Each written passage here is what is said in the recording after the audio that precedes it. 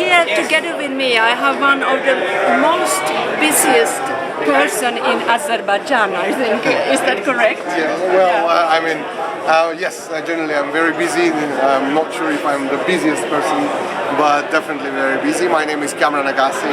And you are? I am a PR manager for the core team, the Eurovision Organizing Core Team in Baku. So you are really a key person in this for this coming event. Well, there are many people who are working on this project, obviously. I'm not the key person, but I'm within the core team, one of key people probably. Yes, and how many people do you have around you in your team?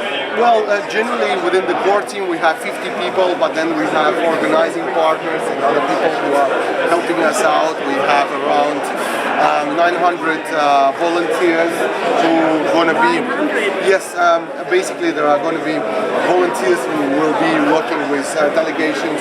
Each delegation will have 2 hosts, and then the volunteers in the airport, in the key areas, at the arena, at the Euro Village, Euro Club, and everything. So it's in total it's about 900 people, but it's quite interesting. We are very excited about it.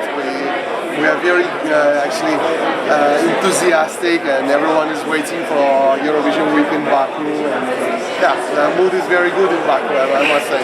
And we are very enthusiastic too, because we will spend 2 weeks there. So we are. But tell me, how many people do you expect to come to Baku for this event? Well, generally, I think we could say more than 10,000 people will come to Baku. Between around 4,000 will be coming on the official side. It's 1,500 journalists we're expecting from Europe and beyond, and also. Well, official delegations we have, then we have our fans and so on and so forth. So it's quite exciting. And then obviously the tourists or people who would like to visit Baku or visit the Eurovision Song Contest generally. So we expect quite a few people. What is the impact, do you think, of an event like this for the country as such? Yeah, I think if you look at Azerbaijan in recent history, in the last 20 years, basically this is a major checkpoint in Azerbaijan's cultural life, because if you look at it from the cultural point of view, it's the biggest event that we had so far. We're expecting 41 delegations from Europe. And obviously, in terms of the impact, I think it's a two-way process. There is a lot that we're going to learn from our delegations and that are going to visit Baku. And also, there is something that we can present to Europe, obviously, our traditions, our culture, and so on. So it's a mutual exchange. It's a big festival, and generally, Azerbaijan is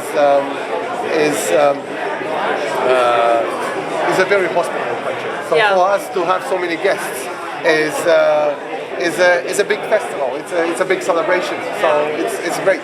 And so many nations. Yeah. Do you think this will be a kind of a kickoff for Azerbaijan as a tourist country? I think generally Azerbaijan during the Soviet times was one of the most popular destinations within the Soviet bloc. And then after the collapse of the Soviet Union, obviously we had an economic difficulties as everywhere in the Soviet Union. And now there is an effort to rebuild that tradition of the tourism. And I think Azerbaijan has a lot to offer. We have 9 out of 11 climatic zones in a small country, and the country is rich in culture, history. There are a lot to offer. We have a great cuisine, which probably can be compared to the French cuisine, but this is obviously our kind of in a regional respect, I would say. So I think a lot of people will learn and get something out of their visit, and I hope for us it is important that people who come to Azerbaijan, they remember this time. In 10 years, in 15 years time, they look back and then they remember, hey, do you remember we went to Baku for the song contest and how great it was. So I think obviously after Eurovision there will be more people who know more about Azerbaijan and maybe would like to visit Baku and country in general. Then I have to ask you, because I'm very interested in food and wine. Yes. I like to cook. Okay, excellent. How would you describe your cuisine? Cuisine is very diverse. We have over 40 types of pillow rice. So you're eating a lot of rice? No. But it's just one side of, I would say, rice is a crown of the old dishes because it's all very often presented in a very special occasions. But there are different types of soups, dolma, fish, poultry, and so on and so forth. There are a lot of desserts. And what about the vines? wine, obviously, wineries has suffered a lot after the collapse of the Soviet Union. But now there is an effort to rebuild the wineries.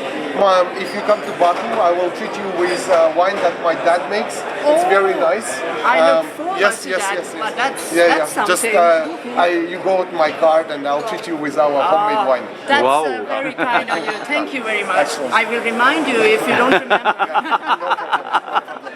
But I have a question about the hall itself, the Crystal Hall. Is it ready? Well, it's basically the construction process is ready. It's just the small bits and pieces that they are finishing around it and within the hall. But on 15th of April, there was an official handover from the construction company to the production company, Brainpool, and they are already doing their rigging work within the hall. So it's all. At least in terms of the schedule of preparation of the scene and everything, we're on schedule, so it's all good. And why is Brainpool producing it and not Azerbaijani television? Well, I think it's a normal procedure that we are host broadcaster, and it is a short period of time that we have to prepare for this such a major event. Brainpool was a production partner of the last year. Of German host broadcaster, and they shown a very good track record in the last year's show, and basically it was decided that they could come and support us in our work here as well. At what time will the show start? Well, the show is going to be starting 9 o'clock Central European time, which is 12 o'clock at night in Baku. So it's going to be quite exciting. It means that the after parties will start in the morning. So we start the after parties by having breakfast. An Azerbaijani breakfast. Well, Azerbaijani breakfast, yes. Maybe we will have Azerbaijani breakfast as well. Obviously, we will make sure that everyone is feed on time. Would it be at night or in the morning? But I'm sure we will not be hungry in your country. Oh, yes. I mean, if you have such nice food and it has such a cuisine, I'm very excited to taste it. Let's have another conversation after you visit Baku, and we will have another conversation, and you will tell me about your impressions about Azerbaijani food. I love to do that. I give you a full description of all the restaurants and all the food that I have had during You're supposed to go there for work and not for eating all the time. You can't work if you are not eating. Exactly. Yeah. It goes hand in hand. Exactly. So thank you so much for having this conversation, and I'm happy that we have got some news about what's coming in the few weeks' time for us. Look forward. And I look forward to welcome you in Baku.